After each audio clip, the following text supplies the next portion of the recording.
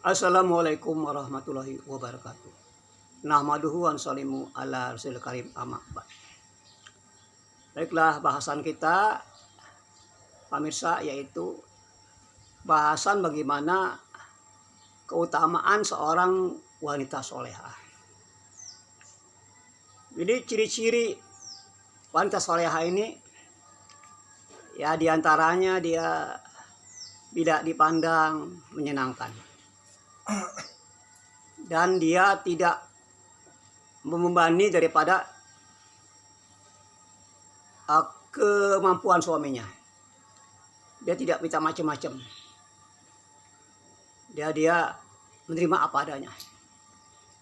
Bahkan itu dikatakan wanita solehah ini itu mendapatkan 70 karomah. 70 karomah. Maka ada seorang kiai, Pak.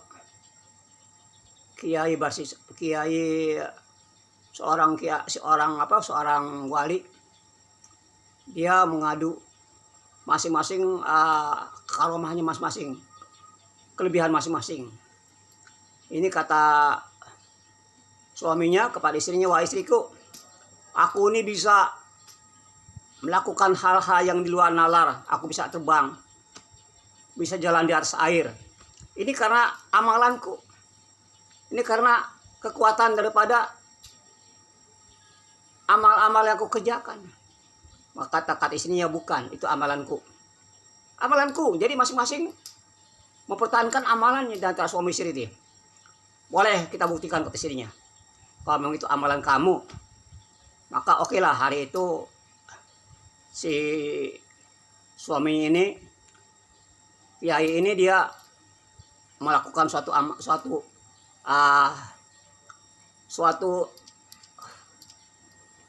uji coba ya, uji coba. Dia terbang nggak bisa terbang, bagaimana biasanya. Dia jalan di atas air nggak bisa. Jadi apapun yang biasa lakukan tuh saat ini nggak bisa apa-apa. Karena waktu istrinya itu tidak buat amalan, Pak. Ya sebagaimana dia makan hari-harinya. Maka baru mengakui itulah amal istrinya. Itulah keutamaan wanita, Pak. Maka di zaman Nabi ada seorang sahabiah, wanita itu ngadu kepada Nabi. Ya. Ngadu minta rujukan kepada Nabi, ya Rasulullah, kami ini wanita-wanita ini ketinggalan jauh dengan suami saya. Suami saya berjihad, apakah saya dapat jihadnya? Suami saya dia haji dan sebagainya, apakah saya dapat? Maka Rasulullah katakan, semua apa yang dilakukan suami kamu, kamu dapat. Kamu dapat bagian daripada amalan-amalan suami yang kamu kerjakan. Itu kata Rasulullah. Tapi pemirsa, kalau si istri berbuat perang yang melanggar batasan-batasan Allah, maka dengan sendirinya amal tersebut ngalir kepada suaminya, ditimpa kepada suaminya. Kalau suaminya berbuat kebaikan, pahala-pahala yang baik, maka istri dapat. Tapi kalau keburukan yang dilakukan istrinya, suami dapat. Jadi enakan wanita, Pak. Suami berbuat jahat, kejahatan ke suaminya, tapi kalau suaminya berbuat jahat, enggak kepada istri, tidak kepada istrinya. Maka itu enakan jadi seorang wanita.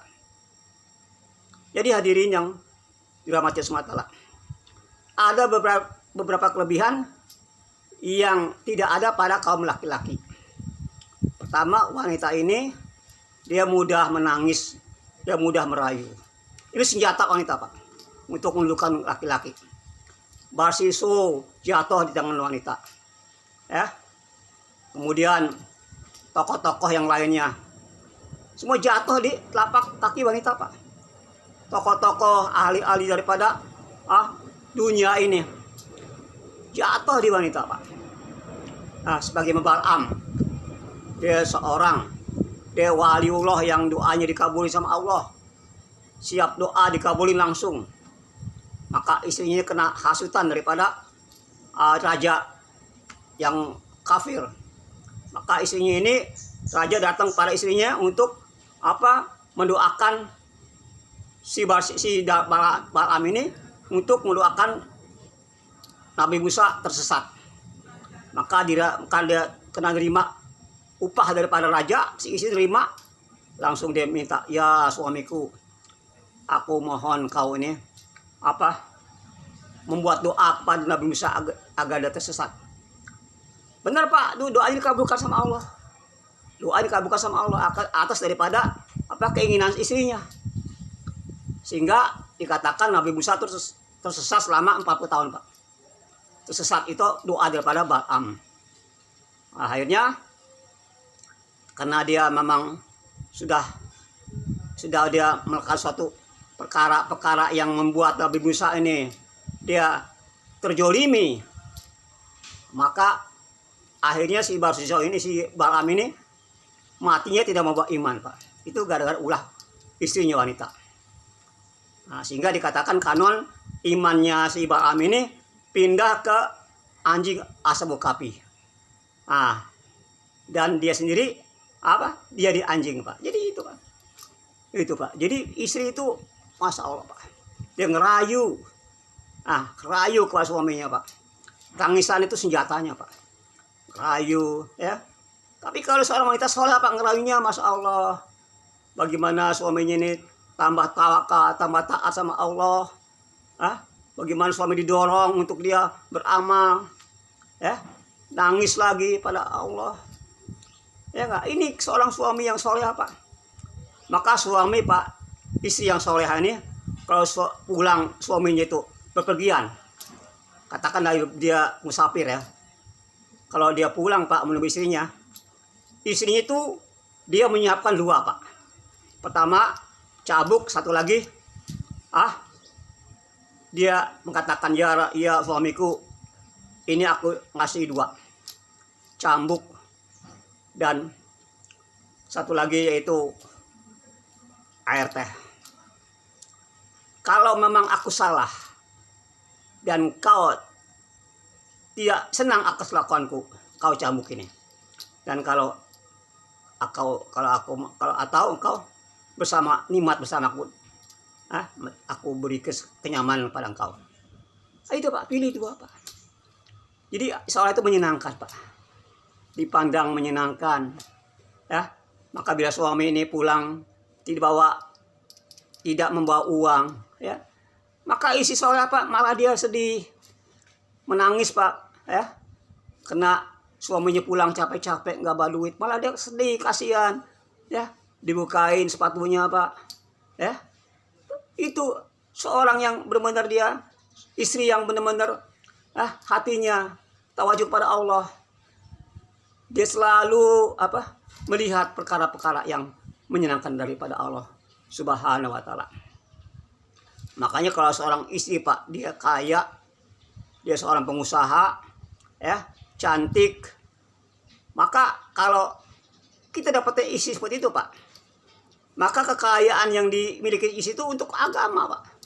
Sebagai istrinya Rasulullah Khadijah.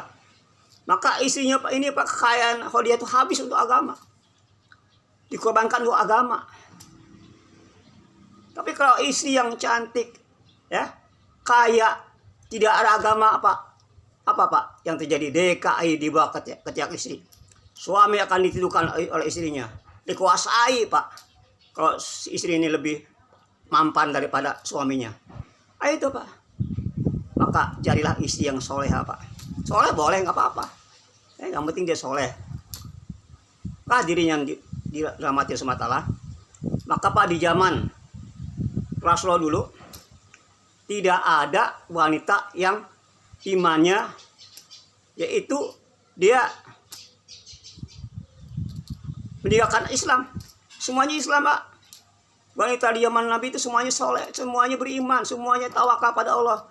Semuanya wanita-wanitanya soleha semua Pak. Nggak ada kita dengar satupun wanita yang dia kafir. Semuanya dia akidahnya benar. Ya, tapi di kalangan laki-laki kan banyak ya, yang nggak beriman kan. Abu Jahal itu paman Nabi, Abu Lahab. Ya. Jadi isi itu sangat mudah untuk menerima agama. Istri sangat mudah untuk Untuk dia masuk iman dalam dadanya. Maka hadirin yang kedua, wanita ini yaitu dia dalam berpikirnya, dia punya ketajaman batinnya Pak, lebih tajam. Dia punya kepekaan yang luar biasa dalam diri seorang wanita ini. Kalau kita Pak macam-macam, istri kita tahu Pak, ya enggak? Dia punya kepekaan. Dia punya kepekaan ya, sehingga dia tahu kalau suaminya ini macam-macam. Itu yang kedua. Yang ketiga, istri ini yaitu dia lemah tapi kuat. Ya, ini kelebihan yang ada pada istri dan tidak ada pada laki-laki Pak. Lemah tapi kuat. Ya, dia juga masak, dia belanja, ya, dia juga yang ke pasar. Semuanya wanita Pak. Dia lemah tapi kuat. Itu wanita. Kelebihan yang tidak ada pada kaum laki-laki. Padahal Pak, tugas-tugas yang masak, tugas yang ke pasar, tugas nyari uang itu tugas laki-laki Pak. Bukan tugas wanita Pak. Tugas wanita cuma dua. Mengajari anak secara sunnah dan melayani suaminya malam hari. Ini dua aja Pak. Itu tugas wanita cuma dua aja Pak. Ya, maka jadikanlah istri kamu jadi ratu Pak. Jangan istri kamu jadi pembantu Pak. Jadikan istri kamu daripada ratu di rumah kita Pak. Kita Pak yang musik, yang kecuci, yang nyuci, yang masak, ya, yang ngepel itu tugas laki-laki Pak sebenarnya, bukan tugas wanita, bukan tugas istri kita Pak. Itu tugas daripada suami. Tapi kalau memang dia mau ya ngelayani suaminya, nyuciin baju, ya, dia mau masakin, pahalanya besar Pak. Siap tetes ini Pak air yang nyuciin suaminya baju Pak, itu satu pahala haji Pak. Enggak sia-sia Pak istri itu ngelayani suami itu, pahalanya Pak, Masya Allah. Ya, dia membantu suami dengan senyum Pak, dengan ridho, Allah pun ridho Pak. Ya, ini ridhonya istri, ridhonya suami. Ya, ridhonya suami itu, ridho bagaimana? Ridhonya Allah, ridhonya suami. Kalau kita Pak benar-benar taat sama suami, enggak, benar-benar ngestu sama suami Pak, enggak, maka Pak Allah pun ridho dengan istri, dengan wanita tersebut. Tapi kalau Pak kita banyak menyusahkan suaminya, membuat suaminya repot, maka doa istri kita nggak akan naik Pak, sampai pala pun nggak naik lagi, nggak terima semua Pak. Istri yang ibadahnya kuat, ya, tapi sama suami nggak patuh, jangan pun naik langit Pak, sampai pala pun nggak terima sama Allah Pak. Jadi soleh apa istri soleh itu, Masya Allah, ya, menyenangkan suami Pak, ya, enak dipandangnya Pak. Istri soleh tuh. Tapi hadirin, untuk menjadikan istri soleh ini, itu tugas kita Pak. Kenapa? Anak itu baik atau buruknya, soleha atau tidaknya tergantung ibunya Pak. Bukan tergantung bapaknya. Tapi ibunya lah yang menunjukkan anak itu menjadi orang yang baik, soleha, jadi ustadz, jadi orang-orang yang lurus, tergantung ibunya, bukan bapaknya Pak. Sekalipun bapaknya Pak itu penjahat sekalipun, ya, anaknya soleh Pak. Ya, kalau ibu istri kita soleh, insya Allah melahirkan seorang anak-anak yang berbakti sama orang tua dan sama Allah dan negara. Ini Pak, bagaimana? Jangan pun kiai Pak, istri Nabi pun kalau nggak taat Pak, istrinya Pak, bagaimana anaknya Nabi? Mati dan keadaan dia kafir Pak, nggak mengakui. Ya anakku, kan namanya Pak, naik ke kapal perahu ini, apa kata anak Pak, katanya anak, ya Abi saya bisa naik ke bukit itu, saya selamat, tapi engkau ikut ke perahu, begitu Pak. Padahal itu bukan lagi kiai Pak, itu Nabi Pak, tapi istrinya selingkuh, istrinya tidak sama dalam perjuangan agama, maka anaknya pun jadi tidak mengenal Islam, tidak mengenal Allah, mati dalam keadaan. Maka ketika dia tenggelam, ya Allah dia anakku, selamatkan. Bukan loh, dia bukan anakmu, dia bukan turunanmu, dia bukan anakku. Itu Pak. Jadi ini pentingnya kita tuh istri yang soleh apa ya. Kalau istri solehane insya Allah Pak ya, kita manapun, bahkan Pak kalau ada meninggal ya, misalnya ada meninggal Pak tangga kita nih, istri kita bilang Pak, Mas Abi itu kasihan kawin itu. Kawin itu apa yang janda itu meninggal suaminya. Siapa yang tanggung anak itu? Disuruh mesti kita, Pak. Masya Allah, itu begitu ke istri soleh, Pak. Jadi nggak bisa dia ke istri soleh, Pak, enak, Pak. Enggak. Dia akan bagaimana? Membantu yang lain demi menyelamatkan yang lain, Pak. Masya Allah, Nah, untuk itulah maka bagaimana kita mencetak isi-isi yang solehah, isi-isi yang menjadikan doanya makbul, Pak. Hati-hati Bapak, kalau Bapak isi soleh ini hati-hati, Pak. Doanya makbul, Pak. Bapak macam-macam, wah ini, Pak, bahaya, Pak. Isi solehah tuh 70 karomah, Pak. Masa Allah wali cuma satu. Isi solehah, Pak, 70 karomah. Melebihi, Masya Allah, Pak. Untuk jadi wali soleh itu tugas suami, kan? Kita yang mencetak diri solehah. Ya enggak? Ini ya, setelah mudah-mudahan kita akan diberikan kepahaman lagi. Karena agama Pak semakin Bapak paham, semakin Bapak akan mudah Bapak untuk menuju kepada ridhonya Allah. Orang berbeda lagi, Pak. Beda pendapat, yang paling bahaya beda daripada pendapat. Sehingga salah paham dan gagal paham.